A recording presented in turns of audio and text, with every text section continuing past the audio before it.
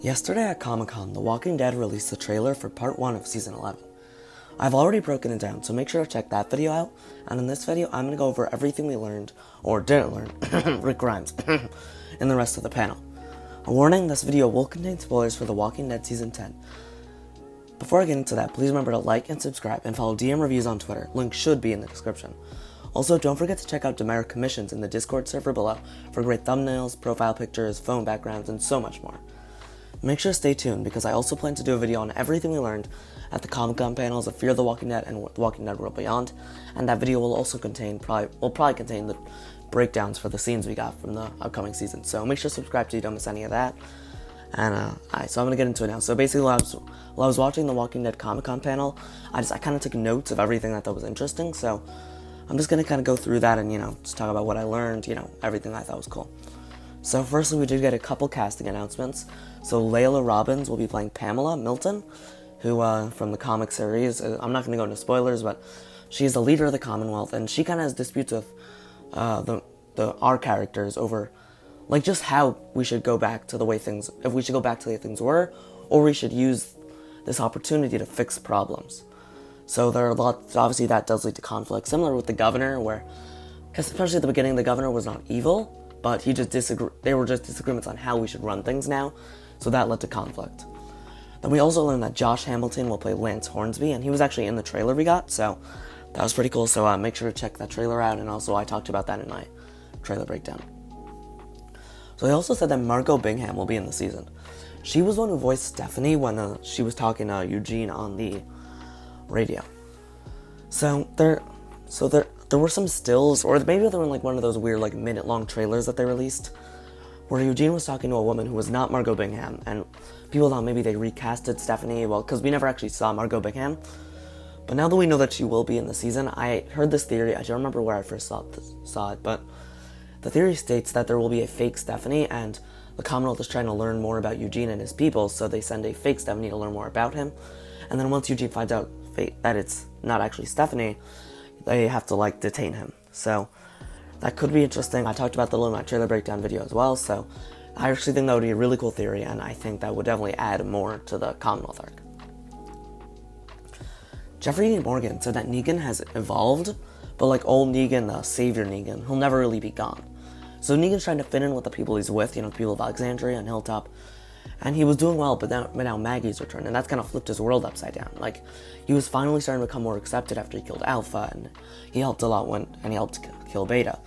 And now, Maggie's here, and while I'm sure she appreciates what he did, it's, she's not necessarily super thrilled that he's out, so that'll probably be some interesting stuff. But in the trailer, it does seem like she's going to be willing to try to trust him, so I'm very curious to see how they're going to handle that relationship in the season.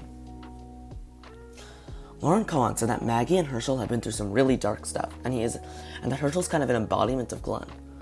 I'm really hoping they go through that and they show a lot of similarities between Herschel and Glenn, and I think that would be a really cool way to show, just because I miss Glenn so much. He's still my favorite character from the show, and I think the idea of having a younger Glenn on the show is so appealing to me. So I really hope they go full in on that. I love the hat that he was wearing. That was so cool to me that he was just wearing a hat just like Glenn did in earlier seasons. And I hope they even double down on that kind of stuff, so that'd be really cool. Angela Kang said that the Reapers were skilled fighters coming into the apocalypse, and they're all brutal warriors. And I really think this means they're clearly ex-army soldiers. She called them the pinnacle of human killers, and they don't really need a lot of people, there aren't that many of them, and that's because they're so good at fighting, so they can take on larger groups, because they're just better fighters. I think this will probably have to do with that abandoned military base, which I talked about in my trailer breakdown video. And we saw a lot of our characters in an abandoned military base, and it wouldn't shock me if that was maybe a place that the Reapers were, or something like that, but I'm really excited for the Reapers. I think they're going to be an awesome villain. I'm so excited. It looks like they're going back to horror roots, which I really like, and I'm not even a horror fan, but I've always wanted the show to go back to its horror roots, and I really think they're going to do that with the Reapers, and I think it's such a brilliant idea to have this little bridge. So, we don't have to just focus on the 4 characters who are at the Commonwealth, so we can focus on all the characters who are dealing with something else, but then also show our characters who are at the Commonwealth. Kari Payton, who plays Ezekiel, says that he missed the comedy with Ezekiel, which he was much more prevalent in, season 7 and 8. I never really thought of him as that funny, but there's definitely more of a lightheartedness about him, and he really said that he missed that.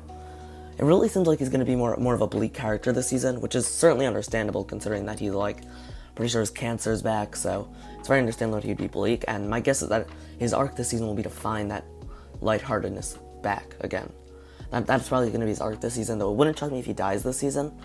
But if you want like a death predictions video, make sure to comment below. I'm happy to do that. But I think he would definitely be on that list, because I'm not going to say who, but there's a big death in the Commonwealth arc in the comics that I think he would definitely be very well suited to take, because of the character who did get it had definitely certain similarities. I'm sure you know what I'm talking about if you're at the comics. So I think that he could definitely be a candidate for a big death. Kristen Saratos, who played Rosita, said that at one point, I don't remember what the context was, but she said for the rest of Rosita's time on the show. It kind of sounds like this, like that she could die. I don't know how that would work for the story, because I don't know, like, for Coco, but I mean, it seems like her arc with Eugene's probably over, like, in terms of anything romantic, so I don't think she's there for that. But maybe if Father Gabriel dies, you could do something, but I don't know, it would seem kind of odd to kill her, but it definitely seems like this, that she probably won't have her own spin-off show, which I think is probably for the best. I don't know where you'd go with that, like, I don't know why that character would need a spin-off show, so I'm not too mad about that. Norma Reedus said that they are moving into bigger episodes. My guess is they're currently filming scenes in like part 2 of the season where Daryl goes to the Commonwealth for the first time, and it seems like we probably won't get full scenes in the Commonwealth this season. Well, like this part of the season. At least probably not with Daryl. Like maybe we get scenes with Yumiko and Ezekiel, Eugene, and who's the other person there? And Princess. But I don't think we're getting any with Daryl and Maggie and stuff like that. It also really seems like Maggie's going to be taking over the lead, and Daryl's going to become kind of like what he was when Rick was the lead of the show, and I'm very happy about that. I think Daryl's much more fitting for that role, so I'm very happy to hear that.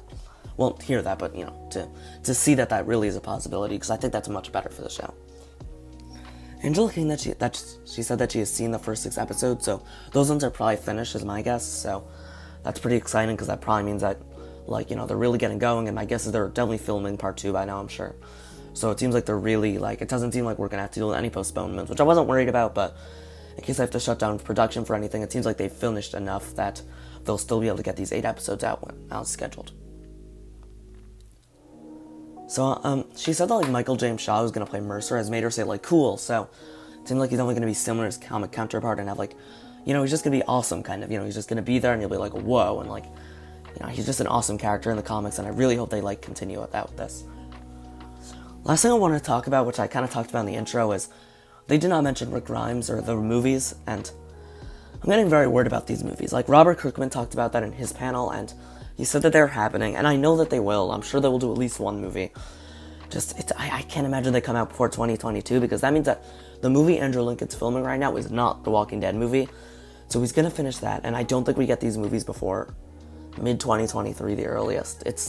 It sucks, but I don't know how we can get that much earlier, so it's kind of disappointing. But he said that, Robert Kirkman said, just because they want to make it perfect, and it feels like they've had so much time. I don't know how much more time they really need, but what are you going to do? You know, I want these movies to be good, so even if that means postponing it, I want them to be good for, you know, that's what comes first. Alright, so make sure to comment what you thought of the Comic-Con panel, and what you're most excited for about Season 11, and what you think, and when you think the Rick Grimes movies will finally premiere.